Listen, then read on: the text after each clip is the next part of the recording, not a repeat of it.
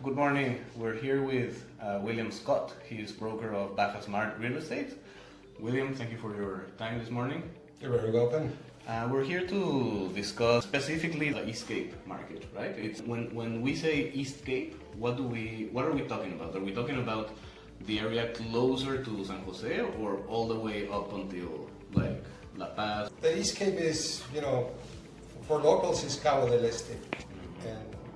And of course, Americans say East Cape. The East Cape for me is anything between Zacatitos to Cabo Pulmo.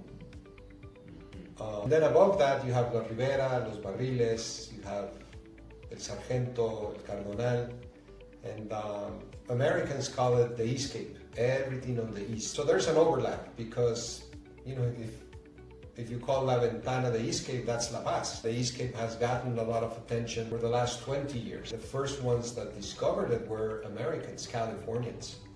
They were drawn to the surf, to the ocean activities that you can practice there. So yeah, most recently with all the social media, with the videos, people, they have more access to see all this beauty and they're drawn to it. Since the pandemic, people want more adventure. They want to be more in touch with nature. The other day you mentioned that there's plans or already a project of building a coastal road that goes from San Jose and goes up to the East Cape. Is that right? I think it's very important to have an alternate road. We have the Camino Viejo, a Cabo del Este, which is the old road that we have, which is going to stay. I wish it becomes a panoramic road, a scenery road for people to drive slowly.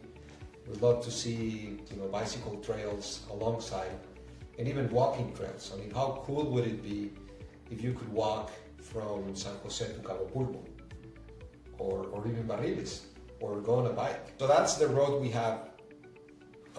Actually, there's conversations about doing an alternate road, which is about 2 kilometers, about a mile from the coastline. It's not as close to the beach as the actual road. And I've been talking to owners, everyone's agreeing to do this alternate road. So we don't end up with the traffic congestion that we have in Cabo, which is getting resolved. I think it was too late. We heard too much before we took the medicine. So we can take preventive medicine on the East Cape. So do you think same kind of growth and population growth and urban expansion that we have here is heading over to the East Cape? I think the authority needs to step in and slow things down so we can maximize profits on the long term. There's one thing we need to understand about real estate. You always need to think about real estate on the long term. It's never on the short term. As long as you think long term, the short term and the mid term are going to be okay. So to answer your question, is it going to be like San Jose del Cabo and Cabo San Lucas? Absolutely not. The travelers that are coming to this destination changed by a lot. San Lucas became a vibrant city of nightlife, and that type of tourism was attracted to Cabo San Lucas. San Jose is more traditional. They call it the Mexican heart of Los Cabos. And we have surf, we have galleries, we have the art walk, and we have more, upscale hotels and communities. The East Cape, I think it's going to be the home for the new traveler that is looking for organic amenities. I'm talking about these amenities that only God can make, like a surf break, or like a reef to dive, or like the wind, where you can windsurf. This type of amenities are irreplicable. You cannot find anywhere else. And if we're smart, and if the authority steps in, I think we can regulate it so we can create development for this type of traveler. I think the buyer is going to help. Demand always drives, what is done in real estate. So if people are looking for places to surf, and they want ocean views, and they want privacy, and they want the Baja wide open, let's do less density.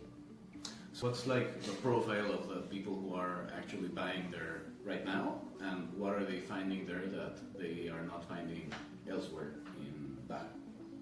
Well, there's two types. I mean, there's the ultra luxury, and those ones are going to what Americans call the East Cape North, and they're going to places like Costa Palmas, and where you have, you know, the Four Seasons, you have a man, and they're looking for the brand. They're brand followers, and they want what the brand offers, you know, luxury. What I've seen from what I call the East Cape, or what it's known as the East Cape South, the type of buyer is a maverick. It's a free spirit. You have these venturous Americans. They were cowboys, they were pioneers. I mean, they came down here, they built houses, they put solar panels, so they build self-sustaining homes. And it takes a certain buyer to do that. You need to get out of your comfort zone. So there's a thing here that is called environmental compensation, right? And it's like a requirement by the SEMARNAT, which is like the environmental authority here in Mexico. What that is and how does it like play out right now?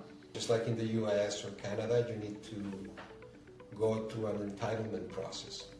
And one of the first things you need to do is to get permission from the Federation to impact the land. So you need to do an estudio técnico forestal, and you need to do a manifestación de impacto ambiental. Okay. Those are two very important permits that you need before getting your licenses to build. Some people say that it's against developing, that is no pro-developing.